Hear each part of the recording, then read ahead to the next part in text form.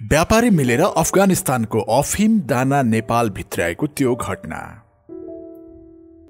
नेपालबाट भारत आयात हुने वस्तुहरूमा बेला बेलामा समस्या देखिन्छन्। कहिले पाम आयलको निर्यातमा समस्या देखिन्छ, कहिले सुपारी दानामा समस्या आउँछ। यो हुनुको कारण नेपालमा उत्पादित कृषि सामग्री भारत निर्यात गर्दा पाइने छुटको दुरुपयोग गर्दै व्यापारीले गर्ने तस्करी हो।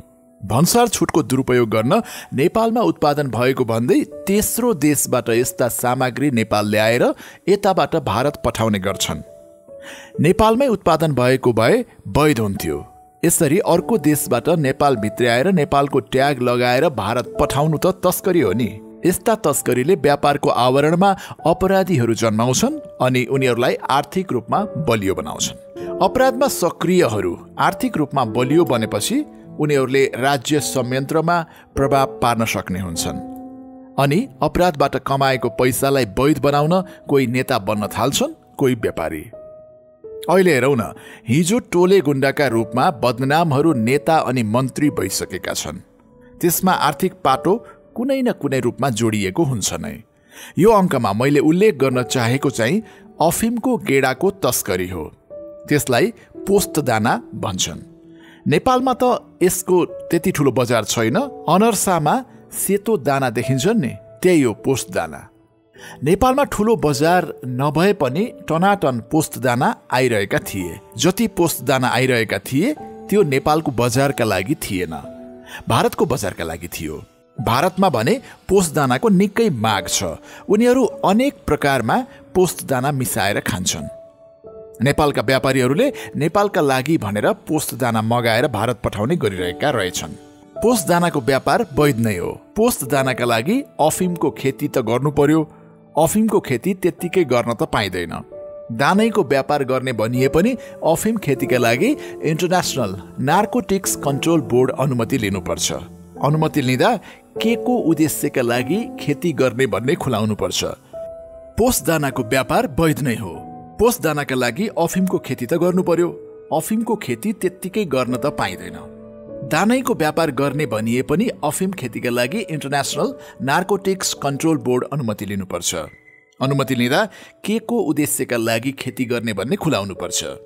त्यसको चोप बिक्री गर्ने कि मर्फिन बनाउन प्रयोग गर्ने कि त्यसको फूल बिक्री गर्ने कि या दाना या डाँठ त्यो खुलाउनुपर्छ। प्रयोजन मात्र खुलाएर हुन्न, कहाँ निर्यात गर्ने अनि कति निर्यात गर्ने सबै खुलाएपछि मात्रै नार्कोटिक्स कन्ट्रोल बोर्डले आफ्नो निगरानीमा अफिम खेती गर्न दिन सक्छ। अफिमको दानाबारे जानकारी चाहिँ पत्रकारबाट पाएको हो मैले। कार्यालयमा बसिरहेको थिएँ। अजय भद्र खनाल सर आउनुभयो। उहाँसँग एउटा खाम रहेछ। खाम दिँदै भन्नुभयो, यो के हो, एकपटक हेरिदिनु त। खाम खोलेर हेरेको सामान आयात गर्न सरकारले जारी गरेको प्रज्ञापन पत्रहरू रहेछन्।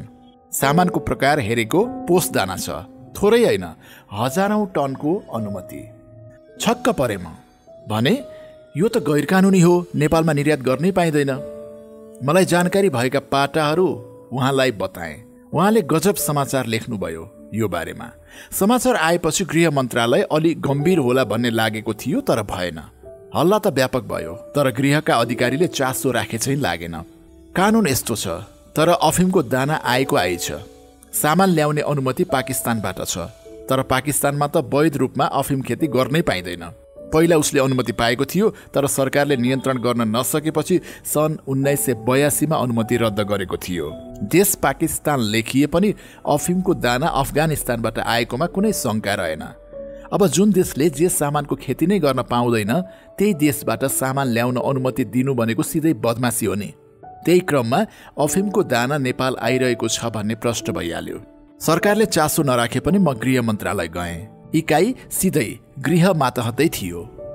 मैले भन्दा पनि उनीहरूले त्यति चासो देखाएनन्। जे भए पनि राजस्व आइरहेको छ नि पो भन्छन्। मलाई चित्तै बुझेन। राजस्व आएको छ भनेर अन्तर्राष्ट्रिय रूपमै लागु औषधको अवैध कारोबार गर्नेहरूको सामान नेपाल भित्रिन दिने त? अफिमको दाना नेपाल भित्र्याउने व्यापारीको राजनीतिक कनेक्सनकै कारण गृहले चासो नराखेको प्रष्टै भयो। अब नेपालमा मात्र पहल गरेर यो रोकिने छाँट देखिएन। अन्तर्राष्ट्रिय सम्बन्ध काम लाग्ने यस्तै बेला त हो। संस्थागत त केही गर्न सकिएन, व्यक्तिगत पहल गर्न कसले रोक्ने? लागु औषधबारे हेर्ने संयुक्त राष्ट्र सङ्घको निकाय छ UNDOC।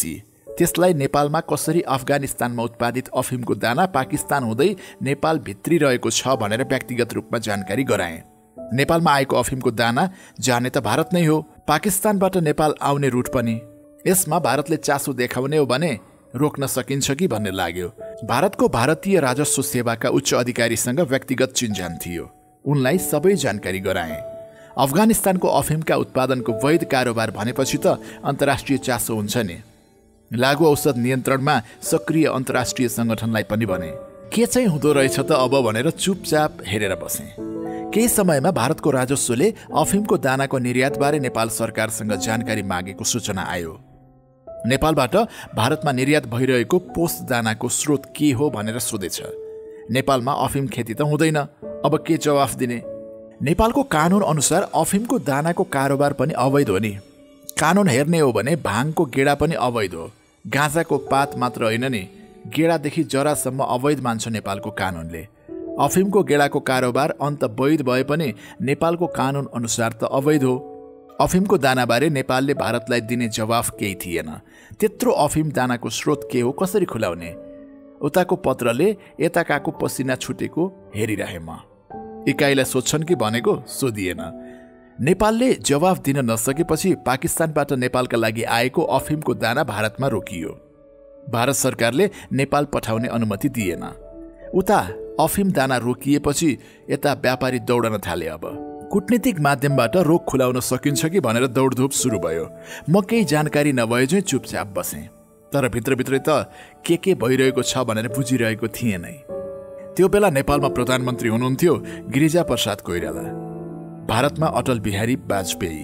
वीरगञ्जको व्यापारीको टोली काठमाडौँ आएर प्रधानमन्त्री गिरिजाप्रसादलाई भेटेर भारतले रोकेको अफिमको दाना ल्याउने बाटो खुलाइदिन आग्रह गरेछन्। तर यो यसरी फैलिसकेको थियो कि अब भारतले चाहेर पनि नेपालमा अफिम दाना ल्याउन दिन सक्ने अवस्था थिएन। अन्य देशहरूबाट समेत यसबारे सोधखोज सुरु भइरहेको थियो। व्यापारीहरूको लगानी त भइसकेको थियो, सामान भारतमा रोकिएको थियो। त्यो सामान नेपाल नआए त लगानी डुब्ने पक्का। प्रधानमन्त्री गिरिजाप्रसादले भारतीय प्रधानमन्त्रीलाई आइसकेको सामान ल्याउन दिनु, पछि अनुमति दिँदैनौ भनेर आग्रह गरेपछि एकपटकका लागि आएका सामान नेपाल आयो। तर त्यसपछि पुरै रोक्यो। नेपालले पनि प्रज्ञापन पत्र दिनै बन्द गर्यो। अफगानिस्तानको अफिमको दाना नेपाल आउनु भनेको त्यहाँको अवैध अफिम खेतीलाई प्रोत्साहन गर्नु हो। जानाजान अफिम तस्करीमा संलग्न अफगानीहरूलाई कसरी सहयोग गर्न सकिन्छ? कसरी मन मान्छ र? मनै नमानेर नै पोस्ट दाना रोक्न व्यक्तिगत रूपमै पहल गरेको थिएँ। रोकिँदा खुसी लाग्यो।